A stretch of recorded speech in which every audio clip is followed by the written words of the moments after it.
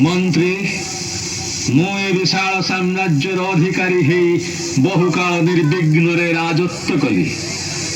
ମାତ୍ର ଏଣିକି ଆଉ ଏ ବିଷୟରେ ଘାଣ୍ଟି ହବାକୁ ଇଚ୍ଛା ନାହିଁ। ଯଥାର୍ଥ ମହାରାଜ, ଏ ବୟସରେ ବନ୍ୟାଶ୍ରମ ଧର୍ମ ଗ୍ରହଣ କରିବା ଆପଣଙ୍କର ଉଚିତ। କିନ୍ତୁ ତା ପୂର୍ବରୁ ଏଇ ମହାନ ସିଂହାସନର କିଏ ଅଧିକାରୀ ହେବେ ତାହା ଏକ ବିଷମ ସମସ୍ୟା।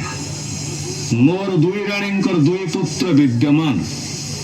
ସେ ଦୁହିଁଙ୍କ ମଧ୍ୟରୁ କାହା ମସ୍ତକରେ ମୁଁ ରାଜମୁକୁଟ ପିନ୍ଧାଇବି? हे मंत्री पड़िला ए भीषम संधि, हे मंत्री पड़िला ए भीषम संधि, सते कि निर्विघ्ने कार्य हेब मो सिद्धि, सते कि निर्विघ्ने कार्य हेब मो सिद्धि, हे मंत्री पड़िला ए भीषम संधि। ମହାରାଜ, ଏଥିପାଇଁ ଏତେ ଚିନ୍ତିତ ହବାର କ'ଣ ଅଛି? ज्येष्ठा राणी रसुत सुधीर वयोज्येष्ठ, ज्येष्ठा राणी रसुत सुधीर वयोज्येष्ठ, अधिकार तार सीना हे राजगादी, हे मंत्री पड़िला ए भीषम संधि। ବଡ଼ ରାଣୀଙ୍କର ପୁଅ ହଉଛି ସୁଧୀର। ସେ ବୟସରେ ମଧ୍ୟ ବଡ଼। ମାତ୍ର ପୁଣି କ'ଣ ମହାରାଜ?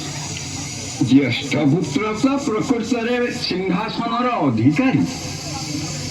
ଆଚ୍ଛା ପଣ୍ଡିତ, ଏଥିରେ ତୁମର ମତ କ'ଣ? ଆମ୍ଭେ ମଧ୍ୟ ଆପଣଙ୍କ ସହିତ ଏକମତ।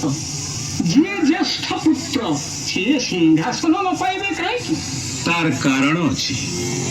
कनिष्ठा राणी प्रेमे बंधा मुनिषि दिने, कनिष्ठा राणी प्रेमे बंधा मुनिषि दिने, तासुत संगे केन्हे हेबी विवादी, एथपुकी विचार कर हे मंत्री वर, एथपुकी विचार कर हे मंत्री वर, ए राज्य नेब मोर नदी से बुद्धि, हे मंत्री पड़िला ए भीषम संधि।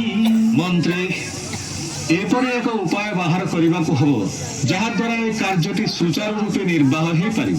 ତାହେଲେ ଦୁଇ ରାଜକୁମାର ସୁଧୀର ଓ ସୁଶୀଳଙ୍କୁ ଡକାଇ ସେମାନଙ୍କ ମତ ନିଅନ୍ତୁ। ବେଶ, ତାହା ହିଁ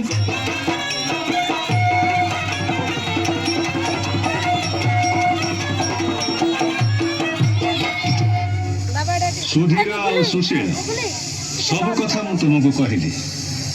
ଏବେ କୁହ, ତୁମର ମତ କ'ଣ? ସୁଧୀର, पिता ତୁ ଜ୍ୟେଷ୍ଠ ପୁତ୍ର, ତୁ କହ। पिता ମୁଁ ମୁକ୍ତ ପ୍ରାଣରେ କହୁଛି, ମୋର ଅତି ସ୍ନେହର ସାନ ଭାଇ ସୁଶୀଳ ରାଜଗାଦୀରେ ବସିବ। ଭାଇ, ଏ କି ଅସମ୍ଭବ କଥା ଆପଣ କହୁଛନ୍ତି? ଆପଣ ଥାଉ ଥାଉ ମୁଁ ରାଜଗାଦୀରେ ବସିବି? ବ୍ରାତ ଏକି ଅନୀତି ବିଚାର, ବ୍ରାତ ଏକି ଅନୀତି ବିଚାର, অনুগত জনে কিংবা প্রিয় এই গুরুবার, ব্রাত একি অনীতি বিচার।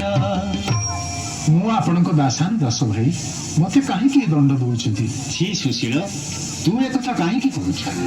ମୁମ୍ବଇ ମାତ୍ରି ସୁତ ଯେଣୁ ଘୃଣା ମୁତେ କର ତେଣୁ, ତେଜୁଛ ତୁମ୍ଭ ଚରଣୁ ପ୍ରାଣ ହେଉଛି ଅସ୍ଥିର, ପ୍ରାତ ଏକି ଅନୀତି ବିଚାର। ସତ କଥା ସୁଶୀଳ, ସାନ ମାଙ୍କ ମନରେ କାଳେ କଷ୍ଟ ହେବ, ସେଥିପାଇଁ ମୁଁ କହୁଛି ତୁ ସିଂହାସନରେ ବସ। ଆମେ ଯେହେତୁ ଏକ ଆତ୍ମା ଅଭିନ୍ନ। ମାତା ଯେବେ ବହିରୋଷ ତୁମକୁ ଦେବେଟି ଦୋଷ, ମୁଁ ତାହା କରିବି ହ୍ରାସ।